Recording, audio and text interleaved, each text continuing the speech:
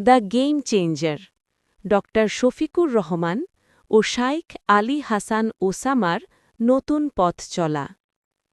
বাংলাদেশের ইসলামী রাজনীতির ইতিহাসে কিছু ঘটনা আসে যেগুলো শুধু সংবাদ নয়, বরং একটি সময়ের দিক নির্দেশনা হয়ে ওঠে। শায়েখ আলী হাসান ওসামার বাংলাদেশ জামায়াতে ইসলামীতে যোগদান ঠিক তেমনই একটি ঘটনা।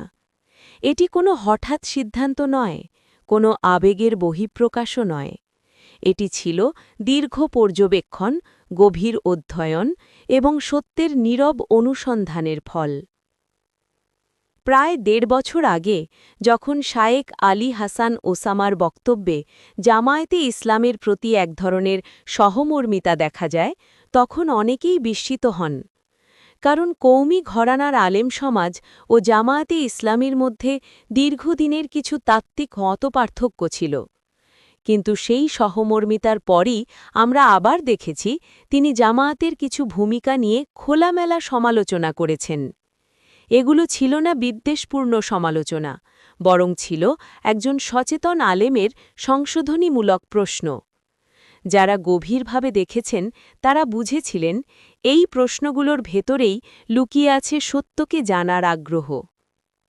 এই যাত্রাপথের সবচেয়ে বড় মোড় ঘুরিয়ে দেয় একটি বই, মাওলানা আবুল আলা মওদুদী রাহিমাহুল্লার তাফহিমুল কুরআন। শায়েখ আলী হাসান ওসামা নিজেই জানান, তিনি এই তাফসির পড়ার সিদ্ধান্ত নেন জামায়াত শিবির সম্পর্কে চূড়ান্ত মত গঠনের আগে।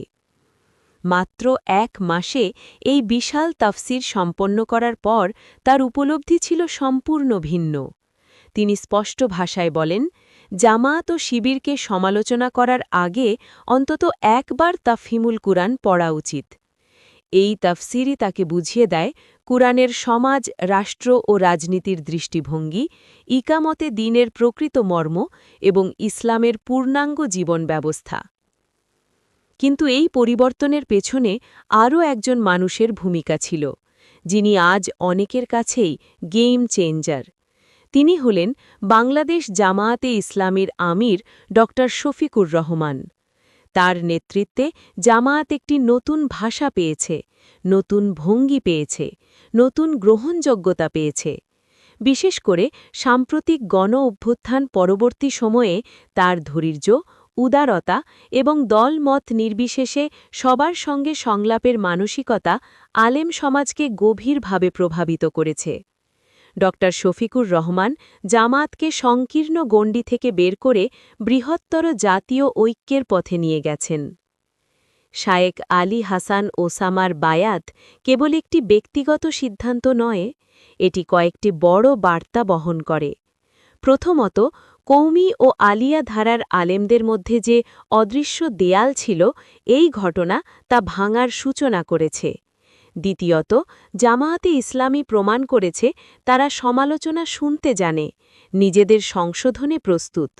তৃতীয়ত, দেশের বর্তমান বাস্তবতায় ইসলামী শক্তির ঐক্য আর বিলাসিতা নয়, বরং সময়ের দাবি।